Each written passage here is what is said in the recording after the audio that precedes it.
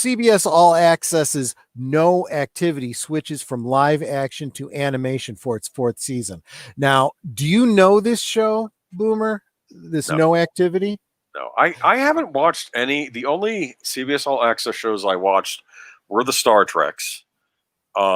Yeah. I guess they were hate watches at some point. They didn't start out as hate watches. I was trying to give Discovery a chance, and it was flawed the first season and completely fell apart the second season. But I never went into these series wanting to hate. This is the thing. I'm not a hater. I don't go into things wanting to hate them. Okay, I know. And I don't know if this show may be good. And actually, that's something worth pointing out in general, Boomer, if you don't mind me taking a second here. All of this stuff that we talk about where we sound like we're really negative, and I think everyone in our community understands this. We want to love these things. We want to love Star Trek and Star Wars and the comics and all the things that we love. We can't, because it's like people that are behind them are actively trying to destroy them. That's what we're upset about. Yeah. Okay, that was my little rant. And it's also just bad entertainment in general. I don't even mind people reimagining something. Just make something that's good, and it's not half the time. It's and like Big Al will point out, and I support him on this. I agree with him. The reboot or reimagining or whatever you want to call it of Battlestar Galactica. Most fans look at that and go, "Well, there's a great example of something that was really, really good," and it doesn't it was inspired by and honors the original source material, but it's clearly something different and reimagined, and they did it well. If everyone would do that, that would be great. But unfortunately, they do it in such a way as to crap all over it. You end up getting Star Trek Discovery or something like that. Yeah. But so this No Activity, it doesn't really matter, because I looked at this and my first thought was, it doesn't matter to me because I don't even know what this show is. But it does seem to be an example of something that I have said. I would not be surprised if this doesn't set a trend that in this modern CV, social distancing, can't bring people together, starting to focus more and more on animation. If you can take your actors and it's not hurt by changing mediums, just say, you know what, we're just going to have you record your lines from your home studio, and we'll have people on computers create the animation, and we'll do the shows that way. This is interesting to me. I don't know how I feel about it, because I don't know. Well, I again, not having seen this particular show, I just think about all the sitcoms out there that if they became cartoons, I would have absolutely no problem with it. Because how would taking something, like I think of to compare apples and apples the best I could, go back to the 80s and 90s, Roseanne. Can you imagine if about 2-3 seasons into Roseanne, they decided to make it a cartoon? It would be Family Guy. Yeah. And perfect, no problem.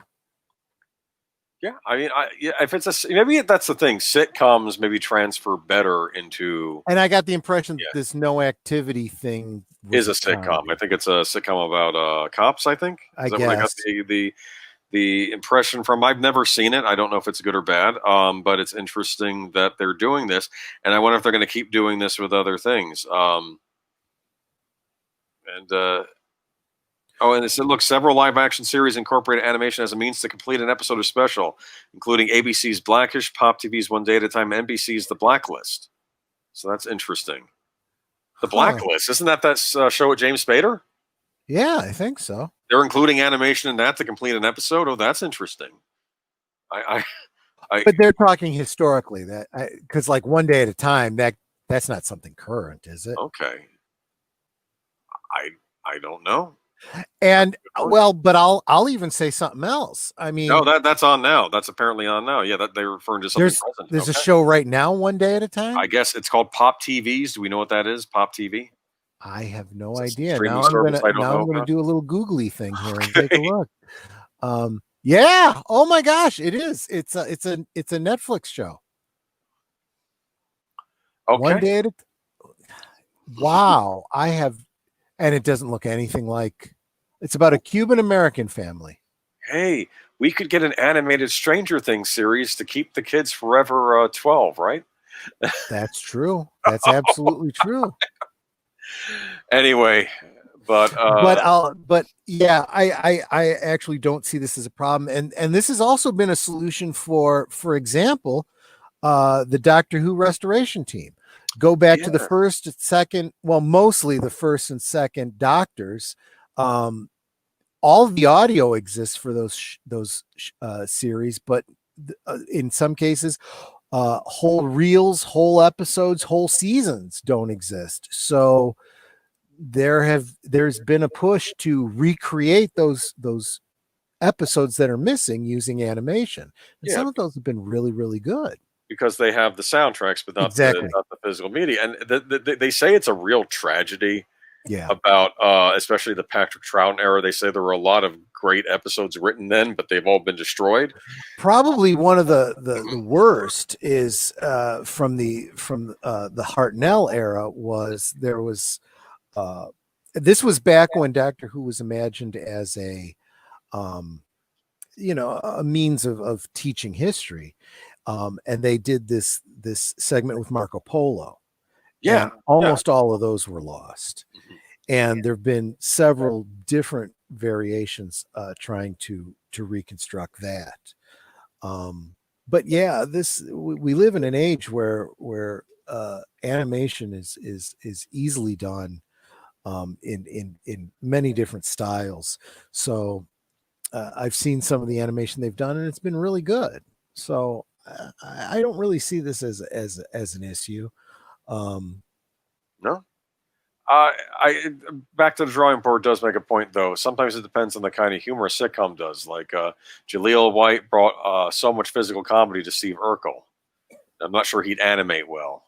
Not on the hmm, budget of a weekly show. yeah, you make a good point. You know, And and I am certainly not one that feels that this is, oh, you know what, let's just do away with all it's a physical activity. permanent solution, but maybe as a temporary solution, this Yeah, might be the best way to go. I certainly see this as being an option in most of these cases, because let's face it, that example is the exception.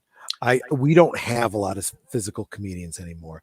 The other one is I think of Jonathan Ritter in Yes, yeah, I Three's was about Company. to say him. Yeah, great There is physical this comedian. whole segment he did when they were like out camping or something, and he's trying to sit down in a what's it called, a hammock, and he gets into it and it flips over, and he tries to get in again. He tries to sneak up on it, and I think it was an homage to somebody else. Was it to Charlie Chaplin or something? Probably. I Or don't Lauren remember. Hardy, maybe. Laurel Hardy, maybe. I'm Could trying have to been, think of that. but Yeah. whatever. It was just he did such a great job, and then he finally gets into it, and then you know how, if you've ever been in a hammock, it is wobbly like that. But if you get your butt into it and you get your center of gravity low enough, you're good. And he's like, and he goes and he starts to sleep. And then Chrissy shows up and he flips and he, falls out of it Of again. And course. Oh, that's funny. it's just amazing. Yeah, no, that would never translate to animation. It Y- was, I mean, I guess you could do it, but not the way he did it. You're explaining to me why am I not watching reruns of Three's Company right now? Well, nothing. I know, right? It's like, yeah, I honestly don't care. This show that we're talking about, I don't even care about. And even as we mentioned, One Day at a Time, I want to watch, the old original One Day at a Time. I loved the Ropers, but I also loved what's his name? Don Knotts when he was on there too. Both were great. Mr. Furley, yeah. Mr. Furley. They were both great on that show.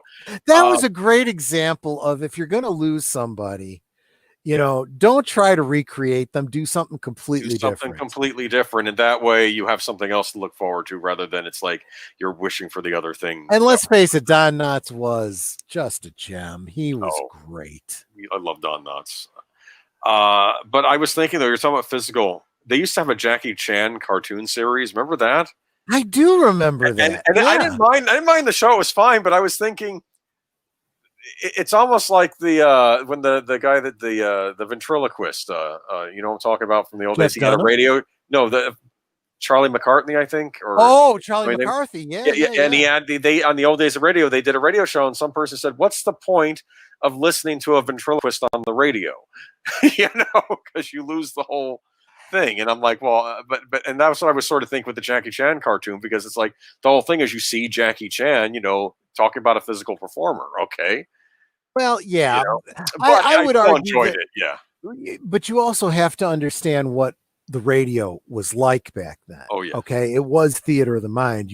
There was no picture for anybody. So when you saw Superman, you couldn't see Superman fly, but you can hear him say up, up, and away, and then they'd have the sound effect of him, you know, through the sky, and then the zoop as he would land. You know, I mean, you didn't see it, but in your mind's eye, you could still see it.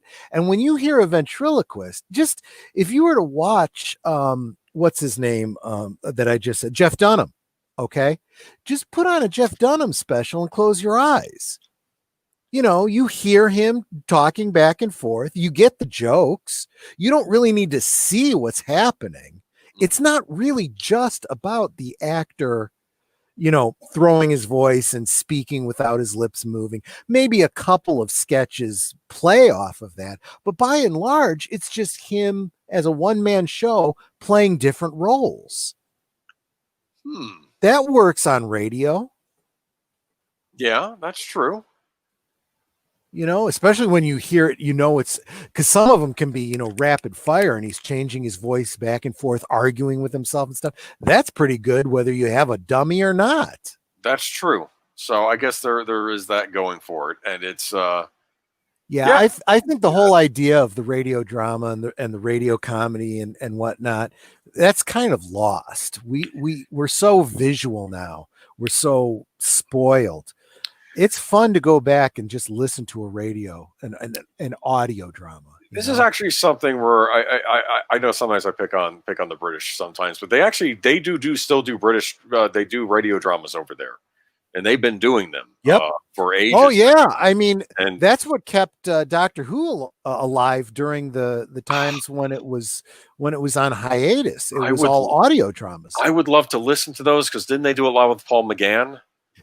Paul McGann, because of those audio dramas, has more Doctor Who stories than any of the other doctors. I want to listen to those, because I always felt he got cheated, and I would not only that, but his during his time at, no pun intended, as Doctor Who in those audio dramas, he has a whole sequence that was about the Time War. This was before the new series started, where they started talking about a time war. They had the Time War on the Paul McGann series. Let's say they had a time war. Okay, so it was like it may not have been the same time war because they hadn't conceptualized it. It introduced the concept of time wars. Exactly. That's exactly right. And a lot of fans have kind of, you know, put the two together in their minds, in their own head canon. But then when they introduced Paul McGann, you know, in what was it, Day of the Doctor, Night of the Doctor, whatever that series was, that brief period when he the Fox television pilot. No, that was his first appearance. Oh no, you're talking about the second one. Oh, I know the one you're talking about, the one before the Day of the Doctor special. Yeah, the last appearance when he becomes John Hurt. I was screaming because I was like, you know, why can't we do some specials with Paul McGann now as the Doctor? They totally could. There's no reason. He still I see he could still do the part. I'm sorry, but this is why they won't go back and do that. They say there's audio out there. That's what we're doing with them, and that's just all right. Well, whatever. But it is worth checking out. You can find them online. You can download them. You can whatever. They're I should definitely hunt for them. It'd be cool if they were just officially streaming somewhere. But I'll see if I can hunt for them.